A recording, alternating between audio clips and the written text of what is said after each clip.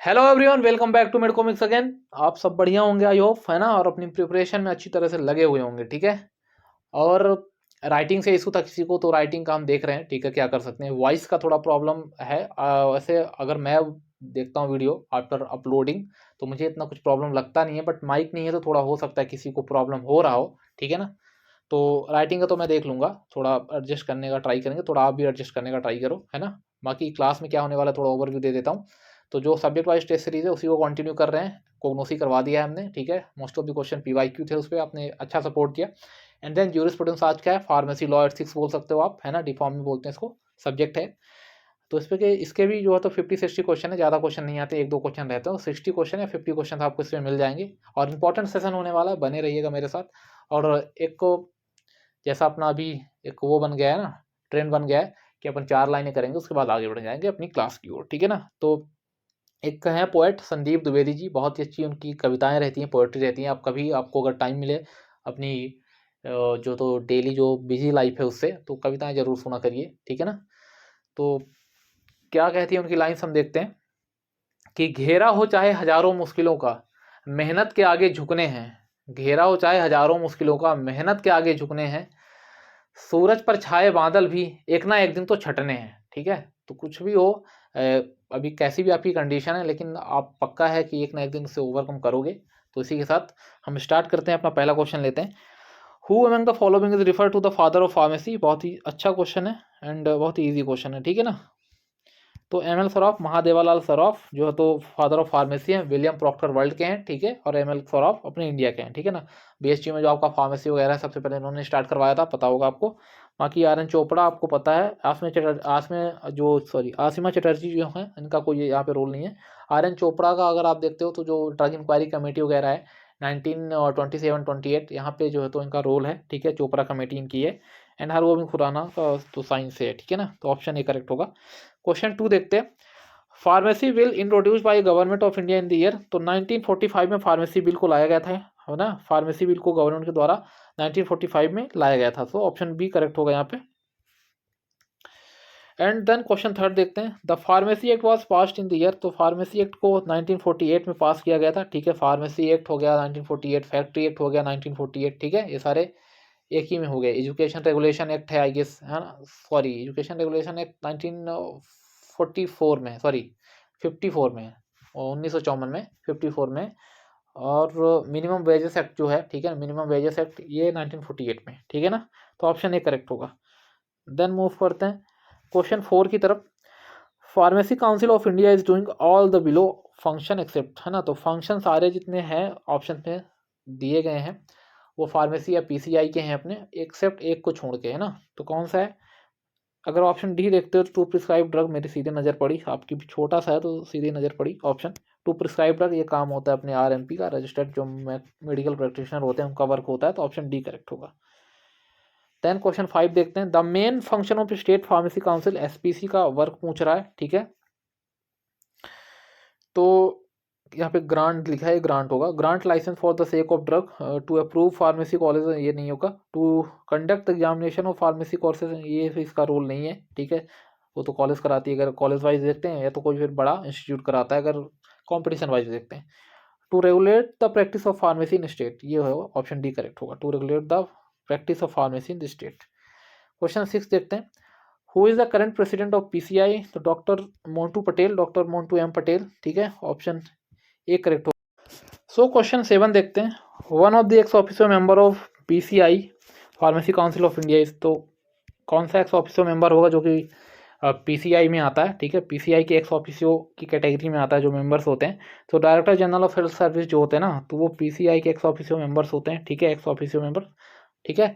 तो director general of DGHS बोलते हो आप। साथ में एक डायरेक्टर ऑफ सीडीएल भी होते हैं, सेंट्रल ड्रग लेबोरेटरी कलकत्ता, ठीक है। एंड उसके बाद अगर देखते हो तो जो ड्रग कंट्रोलर ऑफ स्टेट होता है, sorry drug controller of India, state बोल रहा हूँ, स्टेट फार्मेसी काउंसिल में होगा। ड्रग कंट्रोलर ऑफ इंडिया भी एक्स ऑफिसियो मेंबर ही होते हैं पीसीआई के, ठीक है। बाकी मेंबर्स आपको पता होंगे कि नॉमिनेटेड इलेक्टेड मेंबर्स होते हैं, नॉमिनेटेड होते हैं, एक्स ऑफिसियो होते हैं। इलेक्टेड मेंबर्स में आपको कितने देखने के लिए मिल जाते हैं, टोटल 8 देखने के लिए मिलेंगे, नॉमिनेटेड में 9। 8 में यहाँ पे अगर देखोगे तो यूजीसी इलेक्ट करता है कितने लोगों को, 6 लोगों को यूजीसी करेगा, उसमें से कुछ या 3 या 4 लोग टीचर होने चाहिए, ठीक है, कोग्नोसी, केमिस्ट्री, कोलॉजी, ये सब।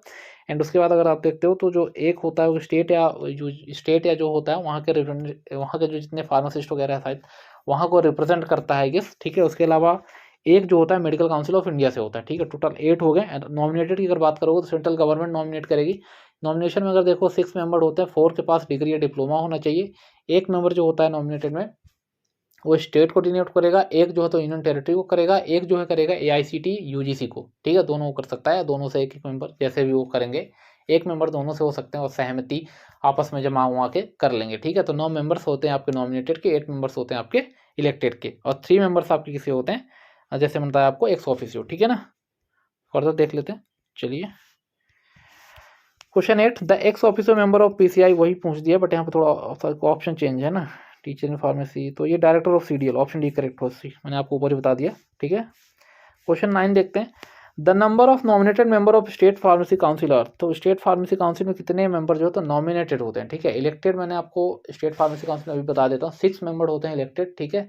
तो उसमें जो है तो इलेक्टेड आइए 7 होते हैं, 6 नहीं होते हैं ना, हाँ 7 होते हैं, क्योंकि एक होता है आपका मेडिकल काउंसिल ऑफ स्टेट से हो जाएगा, और बाकी जो 6 होते हैं वो सब फार्मासिस्ट होते हैं, स्टेट के रजिस्टर्ड फार्मासिस्ट होते हैं, 7 हो गए, और 5 जो है आपके नॉमिनेटेड होते हैं, ठीक है। तो 5 ऑप्शन कहाँ है आपका, सी में 5 ऑप्शन है। 5 मेंबर्स जो होते हैं क्या होते हैं, नॉमिनेटेड होते हैं, नॉमिनेटेड होते हैं 5 मेंबर्स, ठीक है। देन फर्दर मूव करते हैं, क्वेश्चन 10 देखते हैं, आचार्य PC रे इन 1901 बोल सकते हो, स्टैब्लिश था, तो क्या स्टैब्लिश किया था उन्होंने, Bengal chemicals and pharmaceutical works at Calcutta, ठीक है ना, कोलकाता है कैलकाटा, तो ऑप्शन ए करेक्ट होगा, ठीक है। Bengal chemical and pharmaceutical works at Calcutta, ये सारी चीज़ें याद करने वाली, याद है आपको तो आपने मारा ऑप्शन और आगे बढ़ गए, ठीक है। क्वेश्चन 11 देखते हैं, which schedule contain different type of forms in drug and cosmetic act, तो शेड्यूल ए में जो तो different type of application form होते हैं, ठीक है, रिन्यूअल हो गया, सब चीज़ें इसी में आती हैं, तो शेड्यूल ए हो गया। शेड्यूल बी में आपको पता है फीस ऑफ लेबोरेटरी वगैरह होता है। शेड्यूल सी में इम्यूनोलॉजिकल प्रोडक्ट, बायोटेक्नोलॉजिकल प्रोडक्ट, उसके बाद ठीक है बायोलॉजिकल, सॉरी, और डी में आपको पता है एग्जेम्पशन होता है फ्रॉम दी इम्पोर्ट, है ना, छूट मिलती है आपको इम्पोर्ट में शेड्यूल डी में, ठीक है। ये सारी चीज़ें हो गई। क्वेश्चन 12 देखते हैं, poisonous drugs are covered in sorry, तो शेड्यूल E1 में होता है। इससे पहले अगर अर्लियर हम देखते हैं शेड्यूल E होता था, बट वो ऑसिलेट हो चुका है इस जून 1982 में, ठीक है। अब E1 होता है अपने पास, तो शेड्यूल जो E1 है उसमें आपके पॉइजनस ड्रग्स आते हैं, ठीक है। शेड्यूल बाई की अगर बात करते हो तो क्लिनिकल ट्रायल है। शेड्यूल F अगर बात करते हो तो एफ में बहुत सारे होते हैं, वैसे ब्लड प्रोडक्ट, सॉरी ब्लड जो बैंक्स होते हैं उसको हम कवर करते हैं शेड्यूल F में। एंड एक्स में आपको पता है साइकोट्रोपिक सब्सटेंस एक्ट, एक्स आपकी साइको है तो psychotropic substance act.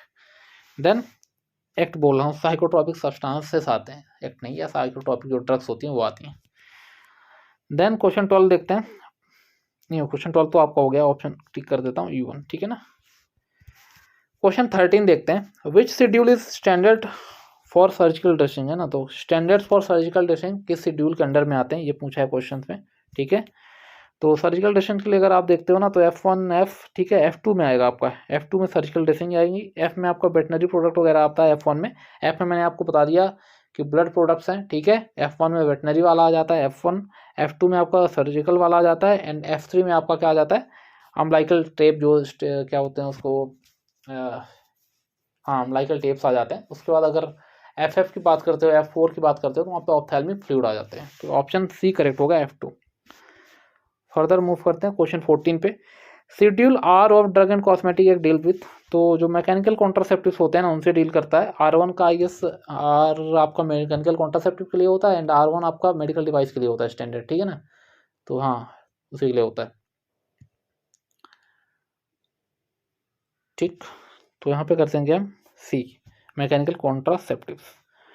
Then question 15 देखते हैं, the drug clofazimine comes under the schedule, तो शेड्यूल H में, ठीक है, प्रिस्क्रिप्शन ड्रग है क्लोफाजमिन, शेड्यूल H में आती है। शेड्यूल जो W है तो इतना है नहीं, जेनरिक ड्रग आती है इस पर। X में साइकोट्रोपिक बताती है, G में जो है तो मेडिकल सुपरविजन के जो अंदर ड्रग लेनी होती है वो आती है, ठीक है ना। तो ऑप्शन जो है तो यहाँ पे बी करेक्ट होगा।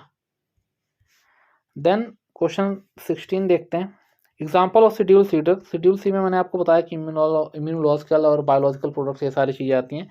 तो सेरा जो होता है आपका, ठीक है, तो शेड्यूल सी में आता है। C1 यहाँ पे पूछता थोड़ा चेंज होता है, शेड्यूल सी में आपका वैक्सीन, सेरा, टॉक्सिन, ये सारी चीज़ें शेड्यूल सी में आती हैं, ब्लड नहीं आता है, याद रखना ब्लड नहीं आता। तो ऑप्शन बी करेक्ट होगा, शेड्यूल सी, ठीक है ना। फर्दर मूव करते हैं, क्वेश्चन 17 देखते हैं। What is the section of 30EE। तो ये आपका ये आपका एडल्ट्रेटेड से होता है, ठीक है, एडल्ट्रेटेड ड्रग से रिलेट होता है सेक्शन 33EE, ठीक है ना। तो ऑप्शन सी करेक्ट होगा। देन क्वेश्चन 18 देखते हैं। Who is the chairman of DTAB, drug technical advisory board. एक एडवाइजरी कमेटी होती है किसकी, ड्रग एंड कॉस्मेटिक एक्ट की, ठीक है, ड्रग एंड कॉस्मेटिक एक्ट की एक एडवाइजरी कमेटी होती है जिसमें DTAB एंड DCC दो चीज़ आते हैं, ठीक है। तो जो एक बॉडी होती है वो आती है, ठीक है। तो DTAB का अगर पूछा जाए वो जो चेयरमैन ऑफ DTAB, तो director general of health services जो होता है ना, वो चीफ होते हैं, बोल सकते हैं चेयरमैन होते हैं DTAB के। और director general of health service x officer member होते हैं PCI के, central PCI, pharmacy council of India के। तो ऑप्शन सी करेक्ट होगा, director general of health service, ठीक है। 1941 में आगे DTAB बना था, याद रखना, 1940, हाँ 1941। देन क्वेश्चन 19 देखते हैं। स्प्यूरियस ड्रग्स, तो वही है जो हम नेम वगैरह बदल के दवाई को दे देते हैं, मेडिसिन को दे देते हैं, तो वो सारी होते हैं, ठीक है। एक नकली बोल सकते हो, नकली, है ना। तो इमिटेशन हो गया, ठीक है, सब्स्टिट्यूट हो गया, रिजेंबल ड्रग हो गया, तो ऑल ऑफ दीज होगा, ठीक है। इमिटेशन भी नकली ही होता है, ठीक है ना। रिजेंबल को हो गया, ठीक है, दो बन रहे तो एक तो होगा ही, तो ऑप्शन डी करेक्ट होगा। क्वेश्चन 20 देखते हैं। शेड्यूल जी ड्रग इज, तो जी का कौन सा ड्रग है। हाँ, तो शेड्यूल जी का ड्रग आपका एंटासिड होगा नहीं, ठीक है। आयरन सप्लीमेंट वगैरह ये सारी चीज़ नहीं होती। आइबुप्रोफेन सब OTC में आ जाएगा या जेनरिक में आ जाएगा, OTC में जनरली आता है। तो ऑप्शन सी मेटफॉर्मिन क्या है, शेड्यूल जी कैटेगरी का ड्रग है, ठीक है ना। शेड्यूल जी कैटेगरी का ड्रग क्या है, मेटफॉर्मिन, ठीक है ना। क्वेश्चन 21 देखते हैं। Which of the following serves as one of the laboratories for producing oral polio vaccine. तो ओरल पोलियो वैक्सीन जो लेबोरेटरीज में बनाई जाती हैं वो, तो उसके लिए कौन अगर देखो सर्व करता है, तो सेंट्रल रिसर्च इंस्टीट्यूट। मैंने आपको जो लेबोरेटरीज कराई है उसमें आपका लोकेशन बताया था कि CRI, central research institute, Kasauli में पड़ता है, ठीक है ना। तो ऑप्शन ए करेक्ट होगा, option A is the correct option for 21। 22 देखते हैं। Opium was brought under legislative control in the year. तो कब लाया गया था इसको लेजिस्लेटिव कंट्रोल के अंडर में, तो सबसे पहले 1857 में लेके आए थे, ठीक है, कंट्रोल के अंदर। फिर अगर देखो तो अगर से फर्दर देखते हैं तो 1857 के बाद अगर देखो तो 18 आई गेस 78 में भी कुछ हुआ था इसी लॉ से रिलेटेड। अगर देखोगे तो आपका वही पॉइजन एक्ट आया था 1919 में 1919 में, ठीक है। फिर 1930 में आया था आपका और डेंजरस सब्सटेंस एक्ट। उसके बाद हो गया 19 जो 81 है, फिर 85 है, ऐसे चलता गया है, ठीक है। तो यहाँ पे करेक्ट ऑप्शन क्या होगा, 1857, ठीक है ना, 1857। तो याद रखना 1857 की क्रांति में ओपियम का यूज़ हुआ था, ऐसे ट्रिक। तो ऑप्शन बी करेक्ट होगा। क्वेश्चन 23 देखते हैं। Diacetyl morphine is also known as, तो ये मैंने आपको कोग्नोसिस में कराया था, ठीक है। तो कोकीन होगा, सॉरी हेरोइन होगा, कोकीन बोल रहा हूँ, हेरोइन होगा। डाईएसिटाइल मॉर्फिन हेरोइन होता है, तो ऑप्शन सी करेक्ट होगा। 24 the medical and toilet preparation act came into force. अच्छे से पढ़ना, केम इनटू फोर्स पूछ रहा है, ठीक है, कब एक्ट पास हुआ ये सारी चीज़ें नहीं है ना। तो 1955 में एक्ट आया था, 1956 में रूल आया है, ठीक है। 1957 में जो है तो एक्ट का इन्फोर्समेंट हुआ है, मीन्स एक्ट एक तरह से लागू हो गया है, उसका मतलब काम अभी मतलब होने लगा है कि ऐसे एक्ट होने चाहिए, तो ऐसा उसका पालन बोल सकते हो आप, है ना, वो भी होने लगा है उसका। तो क्या होगा 1957, ऑप्शन ए करेक्ट होगा, 1957 ऑप्शन ए करेक्ट होगा। देन 25 क्वेश्चन देखते हैं। The licence to manufacture in a bonded laboratories issued by, तो कौन इशू करता है, जो एक्साइज कमिश्नर होता है ना। तो जो बॉन्डेड लेबोरेटरीज मीन गवर्नमेंट की लेबोरेटरीज जहाँ पे हम टैक्स वगैरह पे नहीं करते, एक्साइज ड्यूटी एक्ट जो होता है, एक्साइज ड्यूटी वो पे नहीं करते हैं, ठीक है ना। तो एक्साइज कमिश्नर होगा, ऑप्शन बी करेक्ट होगा। देन 26 देखते हैं। Medical and toilet preparation capable of being consumed as a ordinary alcoholic beverage are referred to as, ठीक है। तो कैसे क्या रिफर करते हैं उसको, हम क्या बोलते हैं, सॉरी प्रिफर्ड पूछा है, रिफर्ड बोल रहा हूँ मैं।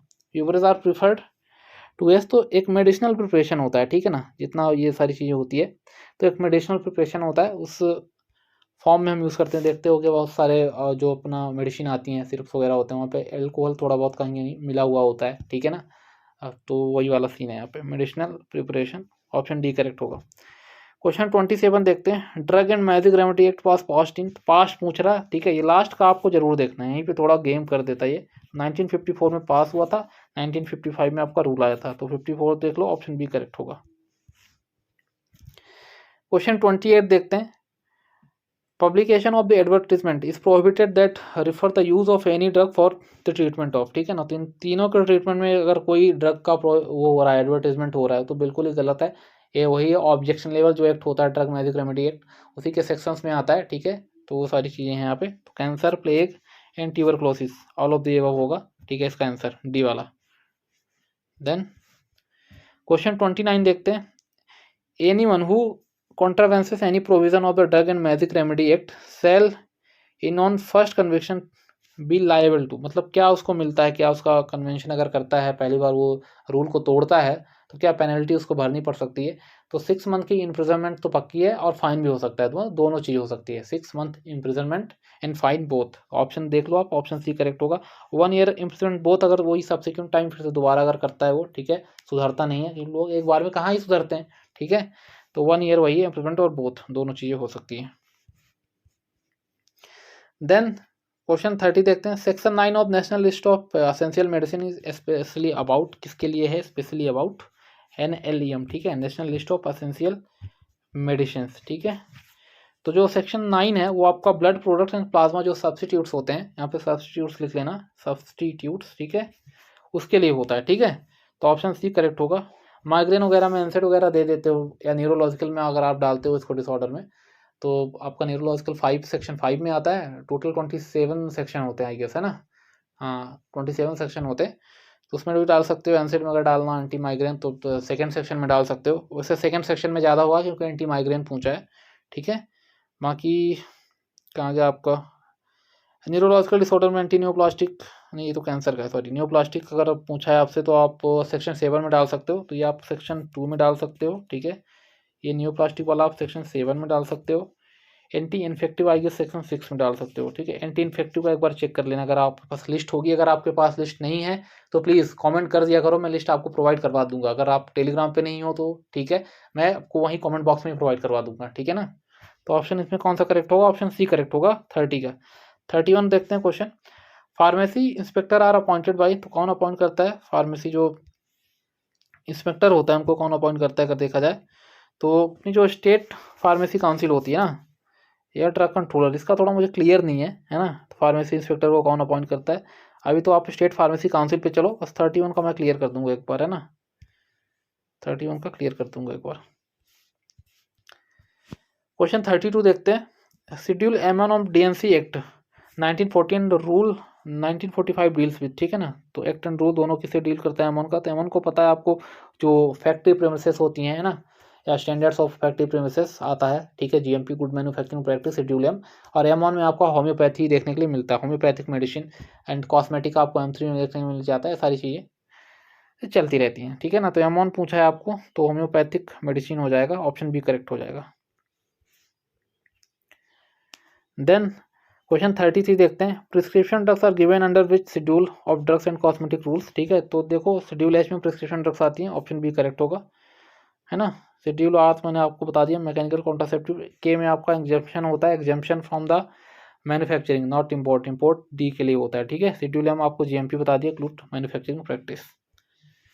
Then schedule O is related to, तो ऑप्थेल्मिक फ्लूइड है, डिसइंफेक्टेंट फ्लूइड है, फॉर एक्सटर्नल यूज है, स्टैंडर्ड फॉर कॉस्मेटिक्स, तो एस में आता है स्टैंडर्ड फॉर कॉस्मेटिक्स, ठीक है ना। डिसइंफेक्टेंट फ्लूइड आपका ओ में आता है, ऑप्थेल्मिक आपका F4 है, FF में आता है। तो करेक्ट ऑप्शन आपका यहाँ से क्या बनता है, करेक्ट ऑप्शन आपका बनेगा स्टैंडर्ड ऑफ 55 देखते हैं। Licence for wholesale of drugs specified in schedule C and C1 is issued in form number, तो किस फॉर्म नंबर में इशू करते हैं हम C1 ड्रग्स की, जो होलसेल के ड्रग्स होती हैं C1, तो किस फॉर्म नंबर में इशू किया जाता है। अप्लीकेशन अप्लाई करने के लिए नहीं है, ठीक है ना, इशू किया जाता है, ये पूछ रहा है। तो अप्लाई हमको तो 19 में करना है, फॉर्म नंबर 19 में ही करना है, ठीक है। अगर वो CC1 के लिए है होलसेल तो 20B में करते हैं, अगर वो CC1 नहीं वो अदर देन CC1 के लिए तब 20B में करते हैं। CC1 बट या एक्सक्लूडेड एक्स ऐसे बोलते हैं, CC1 but excluded x, in that condition अगर देखते हो तो 21B में होता है, ठीक है ना। 20B किस चीज़ के लिए होता है, क्लियरली सुन लो। अदर देन CC1 अगर पूछेगा होलसेल में कि इशू किस पे होता है, किस फॉर्म नंबर में इशू करते हैं हम वो लाइसेंस, तो 20B में करते हैं। और 21B जो होता है ना, तो CC1 बट नॉट एक्स ऐसा बोला जाता है, उसके लिए होलसेल का जो लाइसेंस होता है इस फॉर्म नंबर में इशू होता है। अप्लाई दोनों के लिए 19 फॉर्म नंबर में ही होता है, ठीक है, क्लियर हुआ होगा। देन क्वेश्चन 36 देते हैं, the licence for wholesale of drug specified in schedule X, तो इशू करना है, ठीक है, अप्लाई नहीं करना है। तो अप्लाई आई गेस 19 में इसमें भी होता है, ठीक है। देन 20F होता है, 20F एंड 20G होता है, ठीक है ना। यहाँ पे GF उल्टी है, FG है, ठीक है ना। तो 20F में आपको रिटेल मिलेगा शेड्यूल एक्स के लिए, ठीक है। यहाँ पे होलसेल मिलेगा आपको इसके लिए शेड्यूल जी के लिए, शेड्यूल जी के लिए होलसेल आपको 20G में मिलेगा। तो 20G इज ऑप्शन डी, ठीक है। तो करेक्ट ऑप्शन ऑप्शन डी होगा। देन 37 क्वेश्चन देखते हैं, the drug price control order जो DPCO होता है इस issued by central government by deriving power of from which rule, किस रूल से है। तो असेंशियल कमोडिटी एक्ट, ठीक है, असेंशियल कमोडिटीज एक्ट जो होता है 1955, उसके सेक्शन 3 में ये चीज़ें हैं कि गवर्नमेंट ऑफ इंडिया को ये पावर है कि ये जो ड्रग का प्राइस कंट्रोल एक ऑर्डर निकाल सकती है, ऐसे ड्रग के जो तो प्राइस को उनको कंट्रोल करना है, जिससे जो बिलो पॉवर्टी लाइन है, जो गरीब लोग हैं, या जो कोई भी है यार, गरीब लोग नहीं, एक मिडिल क्लास भी है, अपर मिडिल क्लास है, लोअर मिडिल क्लास है, मेडिसिन के लिए सब साला सब गरीब हो जाते हैं, ऐसा हो जाता है ना, क्योंकि इतने खर्चे होते हैं, इतने पैसे लग जाते हैं कभी कभी, तो उनके लिए ऑर्डर रहता है। बाकी अभी तो 1997 से, हाँ 1997 से तो नेशनल जो है ये फार्मास्यूटिकल प्राइसिंग अथॉरिटी वगैरह जो है ये भी आ गई है ना अपने रोल में, तो ये इसका भी वर्क होता है ये। तो ऑप्शन सी करेक्ट होगा। 38 देखते हैं, to maintain and increase the supplies of bulk drugs and formulation is one of the objective of the, किसका ऑब्जेक्टिव होता है। तो ड्रग एंड जो ये प्राइस कंट्रोल ऑर्डर होता है इसी का होता है, ठीक है, यही प्रोवाइड कराती है DPCO 1995, ठीक है, इसी का होता है। ऑप्शन डी करेक्ट होगा। 39 देखते हैं, as per DPCO every manufacturer shall submit yearly information on turnover and allocation of sales and expenses in, ठीक है ना। तो किस फॉर्म में करते हैं, फॉर्म ए होता है, फॉर्म फर्स्ट होता है, ठीक है, फॉर्म फर्स्ट कहाँ पे है, ऑप्शन डी में, ठीक है, फॉर्म फर्स्ट आपका करेक्ट होगा। क्वेश्चन 40 देखते हैं, the poison act was passed on, तो कब पास हुआ था मैंने आपको ऊपर ही बता दिया था, ठीक है। तो 99 ढूंढ लो आप, 99 बोल रहा हूँ मैं, 1919, ठीक है। तो 1919 में हुआ था आपका, ठीक है, 3 सितंबर 1919 में हुआ था, ठीक है ना। ऑप्शन बी करेक्ट होगा। फर्दर 41 क्वेश्चन देखते हैं, place approve for termination of pregnancy में बी इंस्पेक्टेड बाय, तो CMO चीफ मेडिकल ऑफिसर जो होता है, ठीक है ना, तो वही करता है। ऑप्शन बी करेक्ट होगा। और कौन सा प्लेस ये सारी चीज़ें होती हैं कि मतलब कहाँ पे हो सकता है ये जो टर्मिनेशन है, तो गवर्नमेंट अप्रूव प्लेस होना चाहिए, तो फिर हॉस्पिटल होना चाहिए, दो ही चीज़ में, दो ही जगह पे हो सकता है, और आपके पास पर्टिकुलर कंसेंट फॉर्म जरूर होना चाहिए।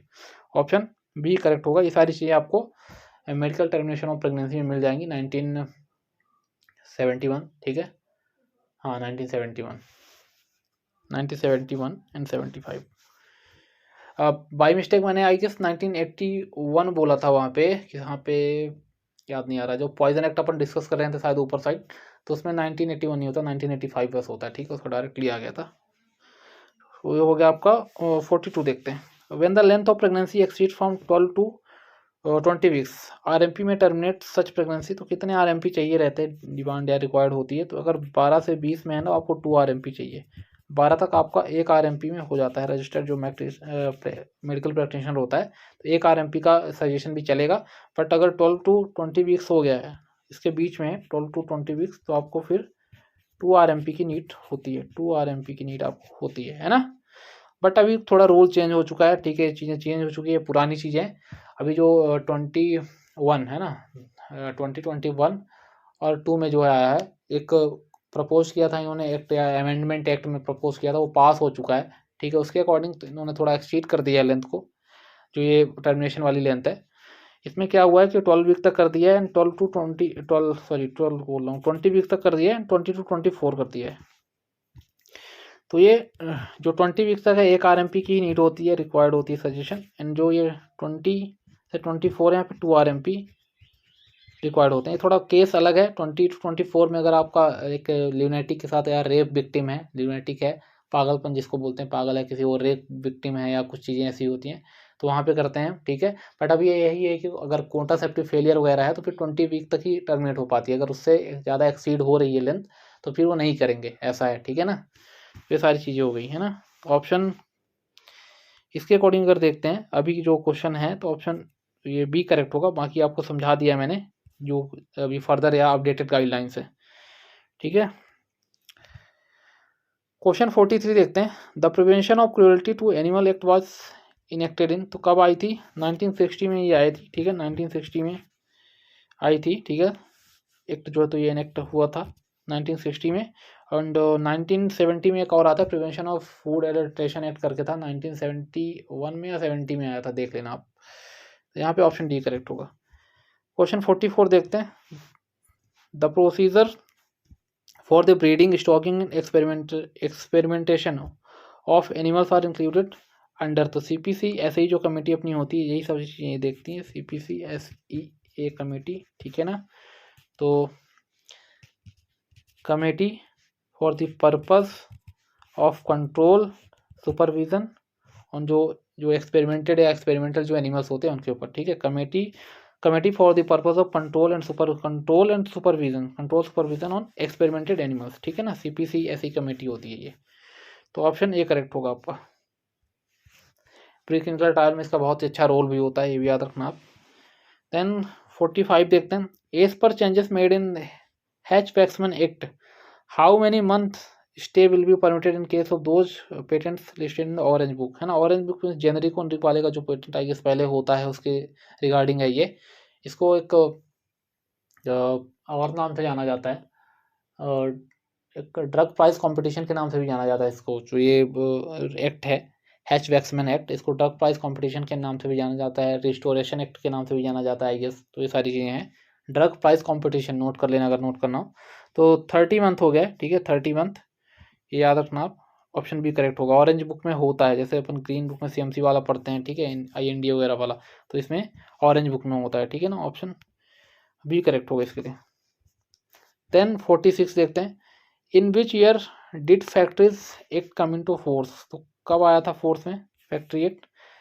तो वही है सीन कि 1948 में तो एक पास हुआ, फिर 1949 जो आया, ठीक है, 1949 1949 आया, तो 1 अप्रैल 1949 को एक्ट इन्फोर्समेंट में आ गया था, 1 अप्रैल 1949, ठीक है ना। देन क्वेश्चन 47 देखते हैं। CFR 211 रिफर्स टू 211, तो कोड ऑफ फेडरेशन या कोड ऑफ फेडरल रेगुलेशन, ठीक है, कोड ऑफ फेडरल रेगुलेशन, ये इसका करेक्ट होगा। फॉलोइंग कैटेगरीज एक्सेप्ट, तो मल्टी डिसिप्लिन कैटेगरी होती है, सेफ्टी कैटेगरी होती है, क्वालिटी कैटेगरी होती है, ठीक है। तो ये सारी चीज़ें होती है मल्टी डिसिप्लिन में। जो इलेक्ट्रॉनिक डाटा या रिकॉर्ड वगैरह रखा होता है, सारी चीज़ें रखी जाती हैं, ठीक है ना। तो ऑप्शन डी मैनेजमेंट नहीं होगा इसका, एक्सेप्ट पूछा है तो ऑप्शन डी करेक्ट होगा। 50 क्वेश्चन देखते हैं, 50 नंबर और क्वेश्चन देखते हैं। Which of the following is not related to ICH guidelines, तो क्वालिटी, सेफ्टी, इफिकेसी, पोटेंसी, ये सारी चीज़ें रिलेटेड होती है किससे। इफिकेसी पोटेंसी थोड़ा डिफरेंट टर्म्स हैं, ठीक है। तो ऑप्शन बी कोस्ट करेक्ट होगा इसमें, ठीक है ना। ये रिलेट नहीं करती है ICH गाइडलाइंस से। इंटरनेशनल कॉन्फ्रेंस ऑन हार्मोनाइजेशन, इससे भी क्वेश्चन एक बार GPAT में आया था, फुल फॉर्म ही पूछ लिया था, ठीक है ना। क्वेश्चन 51 देखते हैं।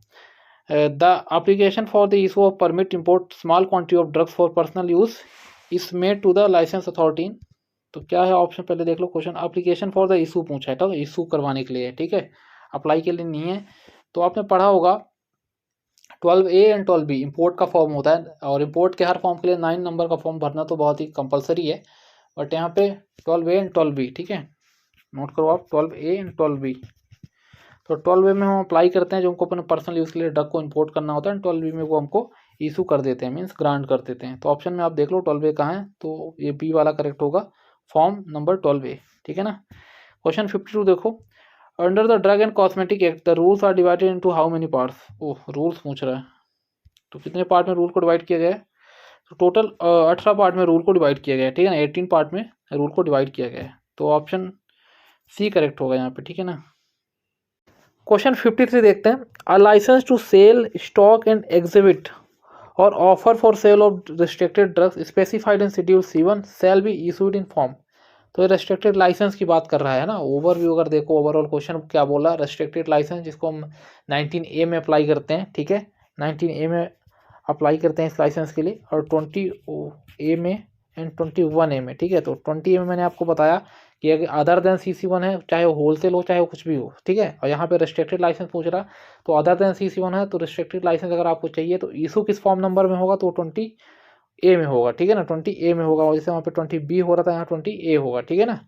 और अप्लाई आपको 19A में करना है, और 21 जो आपका A है, ठीक है, 21 जो है ये है, यहाँ पे C C1 के लिए जो ड्रग्स होती हैं उनके लिए अगर रेस्ट्रिक्टेड लाइसेंस चाहिए तो यहाँ पे इशू आपको कर दिया जाएगा। तो option B 21A is a correct option for the question 53। Question 54 देखते हैं। Loan license can be granted only for drugs others those specified in, just a second. तो loan license can be granted only for drugs other than those specified in, है ना। तो जो अगर देखोगे loan licence की बात चलती है ना, तो लोन लाइसेंस कभी भी हम अप्लाई नहीं करते किस कैटेगरी के ड्रग्स के लिए। तो जो शेड्यूल C एंड C1 वाली कैटेगरी के ड्रग्स है उनके लिए हम लोन लाइसेंस नहीं कभी भी जो तो ग्रांट है इशू कुछ भी नहीं करते हैं, उसका लोन लाइसेंस नहीं देते हैं हम। तो कौन सी आती हैं ड्रग्स, लाइक आपको मैंने बता दिया था, सेरा वैक्सीन्स वगैरह हो गए, ये सारी चीज़ें जो तो शेड्यूल C C1 आपका डिजॉक्सिन वगैरह हो गया, यहाँ पे कभी आपको लोन लाइसेंस देखने के लिए नहीं मिलता है। तो शेड्यूल C C1 देख लो आप, schedule C and C1 drugs, ठीक है। ऑप्शन C करेक्ट होगा। जो लार्ज वॉल्यूम पेरेंटल्स वगैरह होते हैं यहाँ पे भी होता है शेड्यूल C C1। तो ये सारे में आपको लोन लाइसेंस नहीं मिलेगा।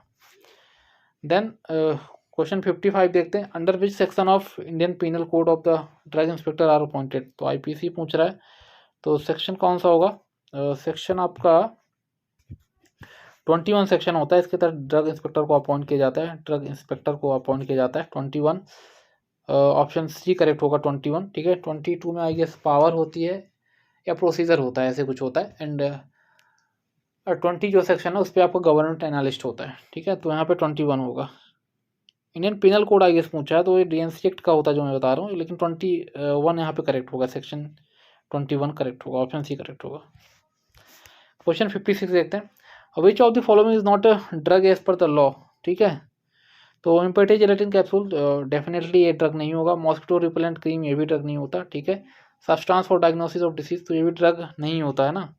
डिसीज की डायग्नोस के लिए जो सब्सटेंस यूज़ करते हो तो जरूरी नहीं वो ड्रग ही हो, जरूरी नहीं, कंपलसरी तो नहीं होता, ठीक है। अब एल्ड्रोफोनियम दे रहे हो तो बात अलग है वो, ठीक है। माइसिन ग्रेविस का अगर कर रहे हो या कुछ ऐसी, तो ऐसा कुछ यहाँ पे नहीं है ना। तो none of this option D correct होगा। 57 क्वेश्चन देखते हैं। Crocin is sold under the schedule, तो शेड्यूल W के अंदर जेनरिक एक ड्रग है क्रोसिन, ठीक है। तो उसमें सोल्ड किया जाता है इसको, या सेल किया जाता है। तो क्वेश्चन 58 देखते हैं। What would be the period for completing the priority review in NDA, है ना। तो 6 मंथ्स का टाइम लगता है, ठीक है। अगर आपको न्यू ड्रग एप्लीकेशन का जो ये है रिव्यू आपको कंप्लीट करना होता है तो 6 मंथ्स का टाइम लगता है वो, या पीरियड होता है 6 मंथ्स का, ऑप्शन C करेक्ट होगा। क्वेश्चन 59 देखते हैं। Under which schedule GMP of use drug are described, है ना। तो USA, सॉरी यूज नहीं है, USA, ये यूज पढ़ रहा हूँ, तो कैपिटल में लिखना ना, USA है ना। तो DNC एक्ट जो होता है ना, तो DNC एक्ट में कुछ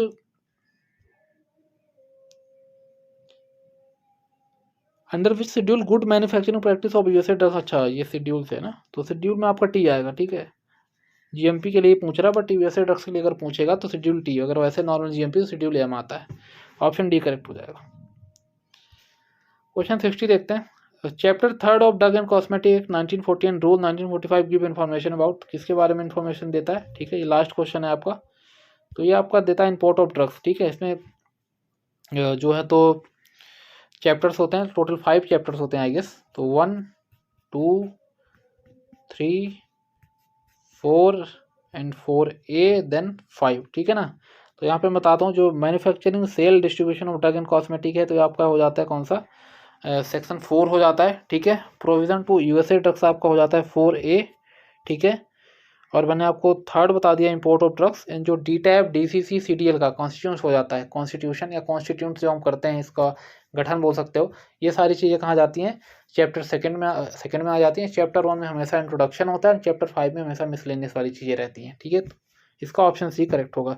सो आज की क्लास में इतने ही क्वेश्चन है। आई होप ये जो क्वेश्चन है लास्ट, ये सारे RRB के क्वेश्चन है, 2019 के क्वेश्चन है, ठीक है। तो आई होप सेशन आपको अच्छा लगा होगा। अगर अच्छा लगा तो प्लीज़ लाइक तो वीडियो को करके जाइएगा। So thank you so much for watching.